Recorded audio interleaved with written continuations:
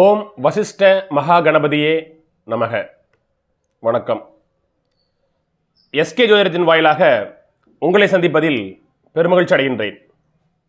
இன்றைய ஜோதிட தலைப்பு பாதகாதிபதி பற்றிய ரகசியங்கள் என்கின்ற தலைப்பில் பார்க்க இருக்கின்றோம். அதற்கு முன்னாடி என்னுடைய சேனலை சப்ஸ்கிரைப் பண்ணுங்கள், ஷேர் பண்ணுங்கள், லைக் கொடுங்க, பெல் பட்டனை ப்ரெஸ் பண்ணுங்கள்.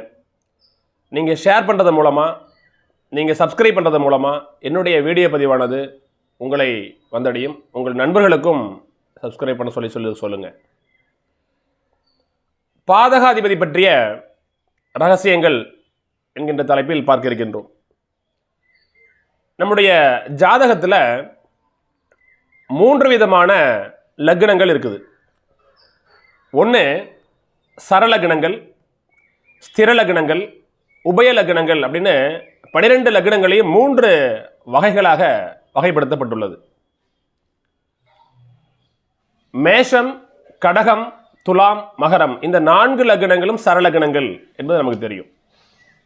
இந்த சரள லக்னங்களுக்கு எந்த ஸ்தானம் பாதகஸ்தானம், எந்த கிரகம் பாதக அதிபதி என்று பார்க்க இருக்கின்றோம். சரள லக்னங்களுக்கு 11ஆம் பாவாதிபதி 11ஆம் இடம் பாதகஸ்தானமாகவும் 11ஆம் பாவாதிபதி பாதக அதிபதியாகவும் வருகிறார். அந்த வகையில் முதல்ல மேஷ லக்னத்துக்கு பார்க்கலாம்.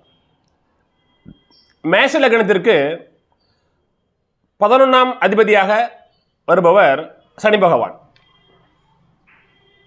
11ஆம் இடம் பாதகஸ்தானம். லக்னாதிபதியான செவ்வாய்க்கு சனி ஒரு பகை கிரகம். லக்னாதிபதியான செவ்வாய்க்கு சனி பகை கிரகம். இந்த பாதகாதிபதி பாதகஸ்தானத்தில் அமர்ந்து சனி தசை வரும் பொழுது மேஷ லக்ன அன்பர்களுக்கு சனி பகவான் பாதகத்தை செய்வார். பாதகம் என்பது ஒரு துயரமான ஒரு சம்பவம், மன அழுத்தம் நிறைந்த ஒரு காலகட்டமாக இருக்கும். சரிங்களா? ஒரு சொல்லவனா கஷ்டங்களில் சிக்கி தவிப்பார்கள். மேஷ லக்னத்தில் பிறந்து 11ஆம் இடத்துல சனி நின்று சனி தசை உங்களுக்கு வந்துச்சுன்னு சொன்னால் சனி பகவான் உங்களுக்கு பாதகத்தை செய்வார். அப்போ 19 ஆண்டு காலம் ஒரு மிகப்பெரிய ஒரு யோக பலனை சொல்ல முடியாது. சப்போஸ் உங்களுக்கு 11ஆம் இடத்துல சனி பகவான் இல்லை, வேற எந்த கிரகம் அங்கு நின்றாலும் அந்த கிரகம் உங்களுக்கு பாதகத்தை செய்யும். இதுதான் இதனுடைய சூட்சமம். சரிங்களா? 11ஆம் இடம் பாதகஸ்தானம். அப்போ பாதகாதிபதியும் பாதகத்தை செய்வார், பாதகஸ்தானத்தில் அமர்கின்ற நிற்கின்ற கிரகங்களும் பாதகத்தை செய்யும். சரிங்களா? முதல்ல பாதகஸ்தானத்தில் எந்த கிரகங்கள் அமர்கிறதோ அதுதான் உங்களுக்கு பாதகத்தை முதலில் செய்யும். உங்கள் லக்ன சுபராக இருந்தாலும் கூட அவர் பாதகத்தை செய்வார். சப்போஸ் மேஷ லக்னத்திற்கு 11ஆம் இடத்துல சனி இருக்குது. மேஷ லக்னத்துக்கு 6 கூடிய புதனோடு சேர்ந்து சனி பகவான் அங்கே இருக்கிறார். அப்போ சனியும் புதனும் 11ஆம் இடத்துல இருக்குது. சுபகிரகங்களுடைய பார்வை அங்கே இல்லை. நீங்கள் ஒரு குரு திசையில் பிறக்கிறீங்க.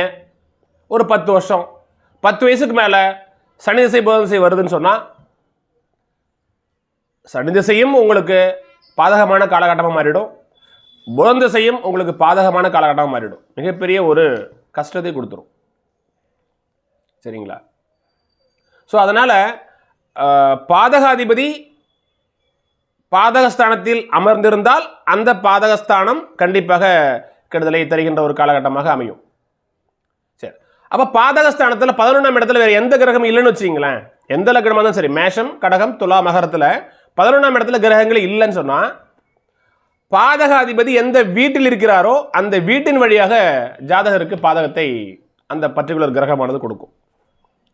ஃபார் எக்ஸாம்பிள் மேஷ லக்னத்துக்கு 11ஆம் பாவாதிபதி 5ஆம் வீட்டில் கரைச்சிங்க, சிம்மத்தில் கரைச்சிங்க. அப்போது 11ஆம் பாவாதிபதி பூர்வீக ஸ்தானத்தில் இருக்கிறார். அப்போ பூர்வீகத்தின் வழியாக பிள்ளைகளின் வழியாக உங்களுக்கு பாதகத்தை அந்த கிரகம் கொடுக்கும். சரி, அதனால் நான் நல்லா ஒன்று தெரிஞ்சுக்கணும், 11ஆம் பாவம் பாதகஸ்தானம், 11ஆம் இடத்தில் இருக்கின்ற கிரகங்களும் பாதகத்தை செய்வார்கள். சரி, இப்போ கடக லக்னத்துக்கு வாங்க. கடக லக்னத்திற்கு 11க்குரிய சுக்கிர பகவான் உங்களுக்கு பாதகத்தை செய்ய கடமைப்பட்டவராக இருக்கிறார். இந்த சுக்கிரன் 11ஆம் இடத்திலே ஆட்சி பெற்று நடந்துச்சுன்னு சொன்னால் 20 ஆண்டுகள் உங்களுக்கு அது பாதகத்தை செய்யும். சரிங்களா? இந்த சுக்கிரன் 2 ஆதிபத்தியம் இல்லையா? 4ஆம் இடம் 11ஆம் இடம். இப்போ 4ஆம் இடமான தாயார், மனை, வீடு, நிலம், வாகனம் இது சார்ந்த பண்புகளையும் பயன்களையும் தருவது சுக்கிரன் தான். சரிங்களா? அப்போ நல்ல ஒரு சொகுசான வாழ்க்கையை கொடுப்பார். ஏன்னா சுக்கிரன் அங்கே ஆட்சியாக இருக்குது. அப்போ சுக்கிரன் ஆட்சி பெறும்பொழுது சுக்கிரனுடைய காரகத்துவங்களை மேலோங்குது. அப்போது சுகபோகமான வாழ்க்கை, லக்ஸுரியான வாழ்க்கை, ஆடம்பர வாழ்க்கை, வீடு, நிலம், வாகனம் என்று ஒரு நல்ல ஒரு பிரம்மாண்டமான ஒரு ஆடம்பரமான ஒரு சொகுசான வாழ்க்கையை ஜாதகர் வாழ்வார். சரிங்களா? அதே சமயத்தில் அந்த சுக்கிரன் பாதகத்தையும் ஜாதகர் கொடுத்துருவார். லக்னாதிபதி பலம் இல்லாத நிலையில் அட்டமாதிபதி புத்தி நடந்து அல்லது மாரகாதிபதியினுடைய புத்தி நடந்து உங்களுக்கு சுக்கிரதசை வரும் பொழுது, சுக்கிரன் 11ஆம் இடத்தில் ஆட்சி பெறும் பொழுது அது சுக்கிரனால் உங்களுக்கு உயிருக்கே ஆபத்து விளைவுகின்ற நிலையில் ஏற்படுத்திடும். சரிங்களா? ஆக கடகலக்கணத்தை பொறுத்தவரையிலும் லக்னாதிபதி சந்திரனுக்கு சுக்கிரன் பகை கிரகம் இல்லையா? அப்போ 11ஆம் பாவாதிபதி 11ஆம் இடத்தில் ஆட்சி பெற்றால் நிச்சயம் சுக்கிரனால் உங்களுக்கு பாதிப்பு. சரி, 11ஆம் இடத்துல சுக்கிரன் இல்லை, அப்போ அந்த வீட்டில் எந்த கிரகம் இருந்தாலும் சரி, சப்போஸ் கடகலக்கணத்துக்கு கொடிய பாவி யாரு? கடகலக்கணத்திற்கு கொடிய பாவி சனி. 11ஆம் இடத்தில் சனி பகவான் நின்றால் சனியே உங்களுக்கு பாதக அதிபதியாகவும் மாரக அதிபதியாகவும் நின்று உங்களுக்கு மாரகத்துக்கு நிகரான தொந்தரவுகளை கொடுத்து விடுவார். லக்னாதிபதி சந்திரனும் நீசமாக இருக்குது, விருச்சிகத்தில் நிற்குதுன்னு சொன்னால் அவ்வளோதான். லக்னாதிபதி சந்திரனுக்கு நீசபங்கம் கிடைக்கலன்னு சொன்னால் இந்த பாதகாதிபதி அட்டமாதிபதி 2 இணைந்து சுக்கிரதசை உங்களுக்கு கடுமையான கெடுபலங்களை கொடுத்துரும். சரிங்களா? 11ஆம் இடத்துல எந்த கிரகமும் இல்லைன்னு சொன்னால் சுக்கிரன் எந்த வீட்டில் அமர்கிறாரோ அந்த வீட்டின் வழியாக உங்களுக்கு பாதகங்கள், துயரங்கள், மன அழுத்தங்கள், கஷ்டங்கள் இருக்கும். மேஷம், கடகம். அடுத்து துலா லக்னத்துக்கு வாங்க. துலா லக்னத்துக்கு 11ஆம் இடமான சிம்ம மனை பாதகஸ்தானமாக வருது.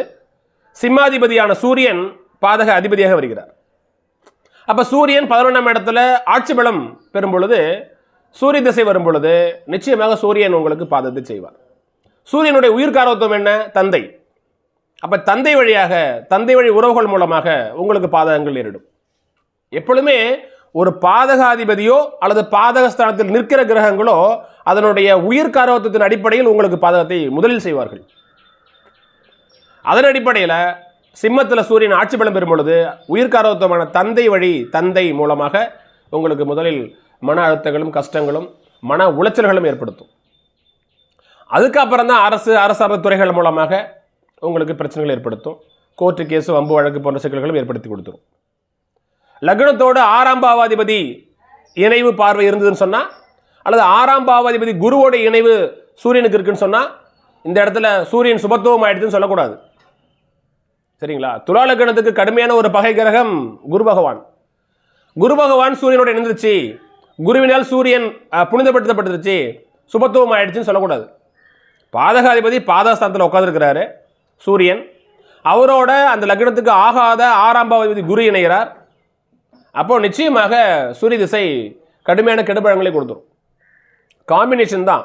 எந்த ஒரு லக்னத்திற்கு எந்த 2 கிரகங்கள் இணையலாம், எந்த 2 கிரகங்கள் இணையக்கூடாதுங்கிறத பார்க்கணும். எந்த கிரகத்தினுடைய பார்வை நல்லது, எந்த கிரகத்தினுடைய பார்வை கெட்டதுங்கிறத முடிவு பண்ணணும் ஃபர்ஸ்ட். சரிங்களா? எல்லா இடத்துலையுமே குரு பார்வை, நான் அடிக்கடி சொல்லிக்கிறேன், எல்லா இடத்துலையுமே குரு பார்வை சிறப்பாக அல்ல. ரிஷப லக்னத்துக்கு துலா லக்னத்துக்கு குரு வந்து கெட்டவன், அவருடைய பார்வை நல்லது கிடையாது, அது வேற டாபிக். ஸோ அதனால் துலா லக்னத்திற்கு 11ஆம் இடமான பாதகஸ்தானத்தில் சூரியன் அமர்ந்தால் நிச்சயமாக பாதகம். சூரியன் இல்லை, குரு அமர்ந்திருக்கிறார். அப்போ குரு 6ஆம் பாவாதிபதியாகவும் பாதக அதிபதியாகவும் செயல்படுவார். குரு திசை 16 வருஷம் நிச்சயமாக கடன், நோய், வம்பு வழக்கு, சிக்கல், அசிங்கம், கேவலம், கோர்ட்டு கேஸ்ன்னு போட்டு பின்னி எடுத்துரும். சரிங்களா? ரைட். அடுத்து பாருங்க, மகர லக்னம். மேஷம், கடகம், துலா. அடுத்து மகரம். மகர லக்னத்திற்கு 11ஆம் இடமான செவ்வாய் விருச்சிக மனை பாதகஸ்தானம். செவ்வாய் பாதகஸ்தானத்துக்கு அதிபதி. என்னுடைய கிளைண்ட் ஒருத்தர் ஜாதகம் பக்கம் வரார். அவர் மகர லக்னம், வயசு 40 முடிஞ்சு 41 ஆரம்பிச்சிருச்சு. திருச்சி பக்கத்தில் ஒரு ரியல் எஸ்டேட் பண்ணுறார். நண்பர்கள் மூலமாகவும் சகோதரர் மூலமாகவும் பணம் பெரட்டி ரியல் எஸ்டேட் பண்ணுறார். பிளாட்டு போட்டு சேல்ஸ் பண்ணுறது ரெடி பண்ணுறார். பிளாட்டு போட்டாச்சு, சேல்ஸ் ஆகலை. வட்டிக்கு பணம் வாங்குறார்.